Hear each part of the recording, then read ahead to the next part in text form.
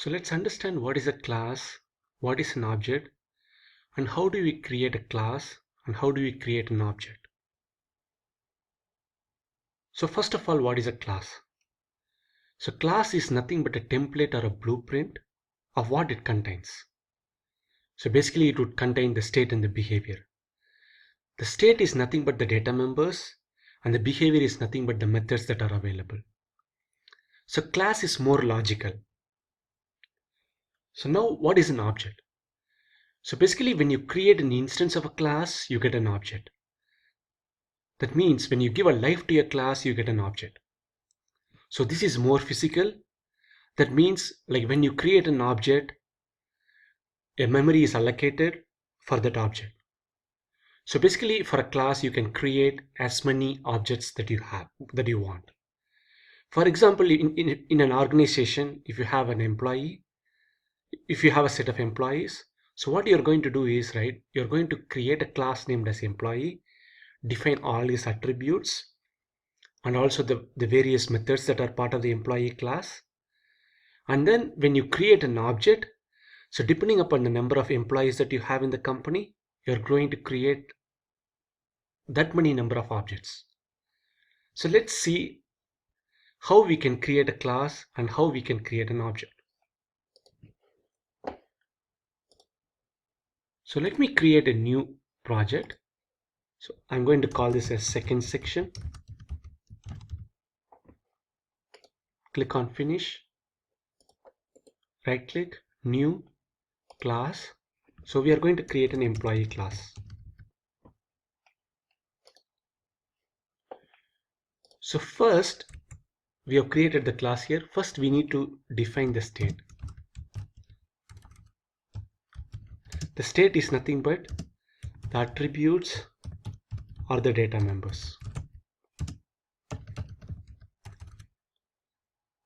So when you think of an employee, what are the things that comes to your mind?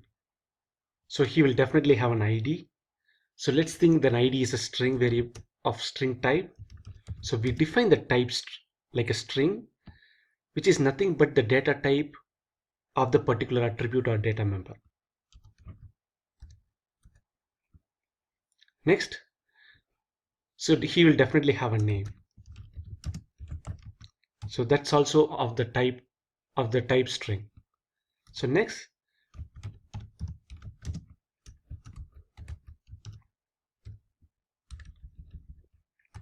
let's define an attribute salary.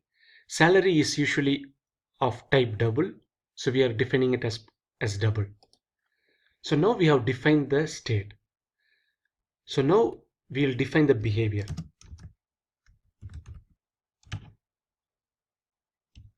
So as I told you before, the behavior is nothing but the set of methods.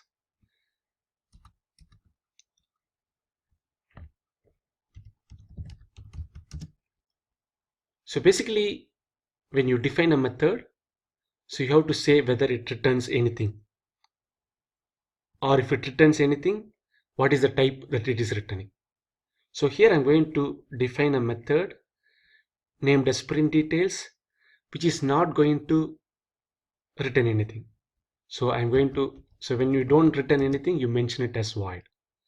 And then give the name of the method as print details. And then if it takes any parameters, provide the parameters. In this case, it doesn't take any parameters. So basically in this case, print details is a simple method which does not take any input parameters and which does not return anything. So when you define a method, you should know what is your method name, what is the input parameter it takes, and what it returns. And inside the method, you define the exact behavior that you want for the method. So in this case, I just simply want to print it out. So I'm going to say system.out.println, and I'm going to print each of the attributes. So I say ID. So this is the text that I want to print. And then I print the ID. Similarly, name. Then I print the name. Similarly, the salary.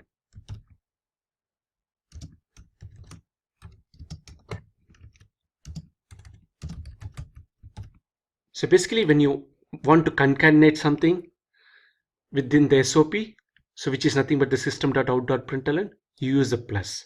So basically it's going to print the value of ID with the hard code, with the appending to the hard coded string ID colon colon. So similarly, if you see here, like we have the entire information printed out. So next, I want to have a method named as increment salary, where if you given a percentage, so that is going to increase the salary for the employee. And then it's not going to return anything. So we are just going to have it as like void.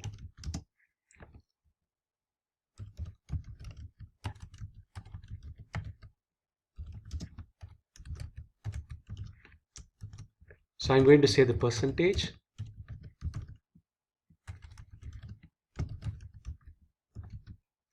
So we are going to provide the percentage as an input parameter. So here we're going to say salary equal to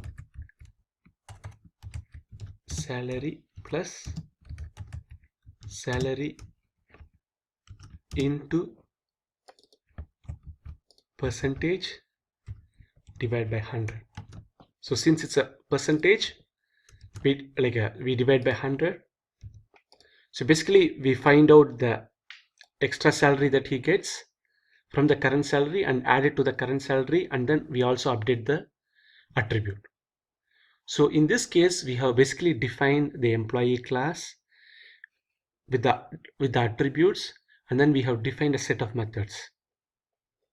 So with this our class is ready. Now let's see how we can create objects for this class. So I'm going to create a new class named as test. So this test is the one that we are going to execute. So basically it should have the main method. So in order to have the main method automatically created when you create the class, what you can do is, you can just check this one. So what it's going to do is, whenever you create the class and if it is checked, it's going to automatically have the main method also as part of the class. So now we have the main method also part of the class. So now we want to create objects for the employee class. So in order to do that, have the name of the class, and then you have to create an object reference. So here I'm going to call that object reference as emp1, emp1. What it means is, emp1 is an object reference which can point to an object of type employee. So this one doesn't really have the employee object, but this is a reference which can point to an object of type employee.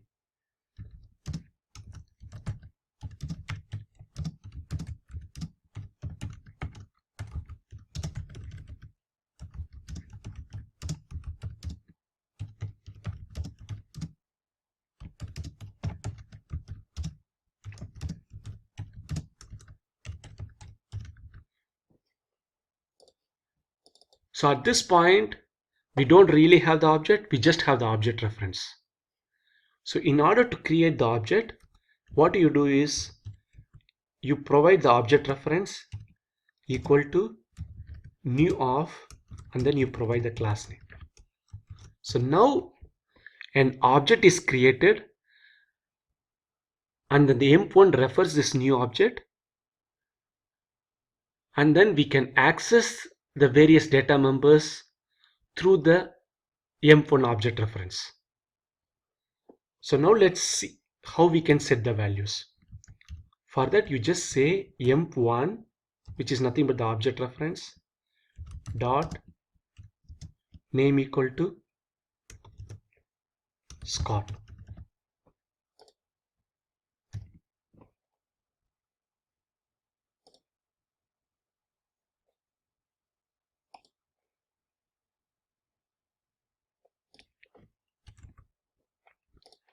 Similarly,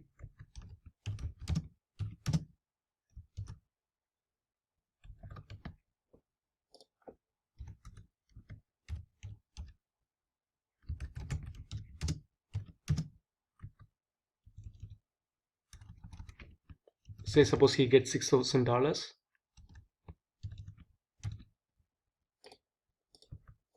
So basically what we do is we provide the object reference dot and then the name of the data member. So if you see here, like our data members are ID, name and salary. So basically we have the m1.name, m1.id, m1.salary, and we have assigned the values. So say now if you want to print the values, you can simply say m1.print details. So this is going to print the details of the object emp1.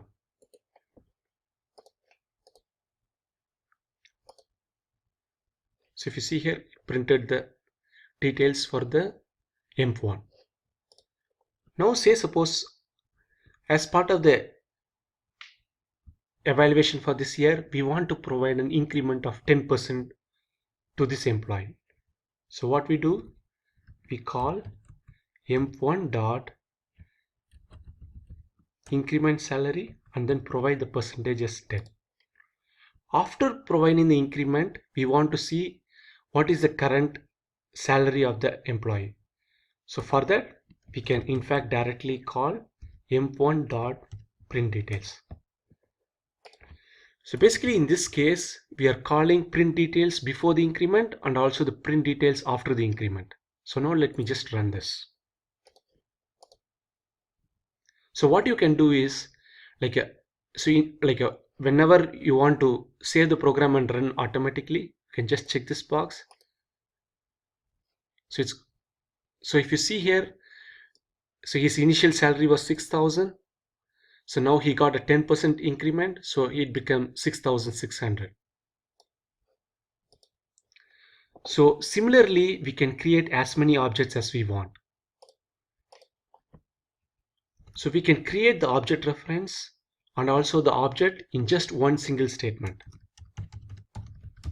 So here I'm going to create a new employee whose object reference is named M2.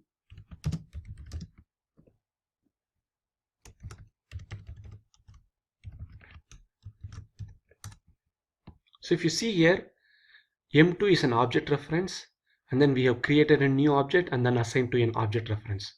So you can do the object reference and then the actual object creation and the assigning the object to the reference in just one step.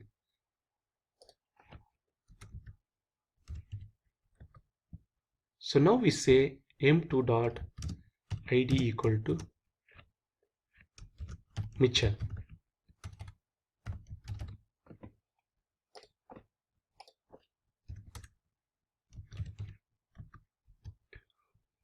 Sorry, m2 dot name equal to Mitchell. m2 dot id equal to 456.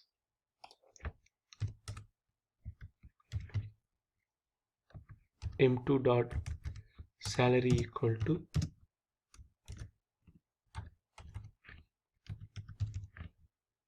4,500. So now if I want to print the details, I can say m2 dot print details. So now let me just run this. So if you see here, it printed the details for the second object that we have created. So in case you want to access the data members directly, you can do that as well.